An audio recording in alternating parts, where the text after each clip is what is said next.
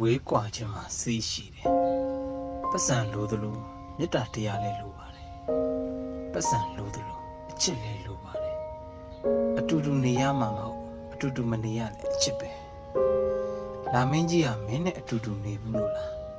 မင်းချစ်တဲ့ကြယ်လေးတွေကမင်းနဲ့အတူတူနေဘူးလို့လားနေနေညအတူတူနေကြတာမင်းမြင်ဘူးလို့လားဒါပေမဲ့နေနေညကိုငါတို့တွဲမြင်ခဲ့ကြတယ်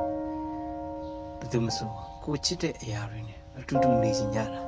တရားမျှတာပါတယ်မပြောတဲ့ပွဲစားနဲ့တော့ဘယ်သူမှပြောပွဲစားမထွက်ချင်ကြပါ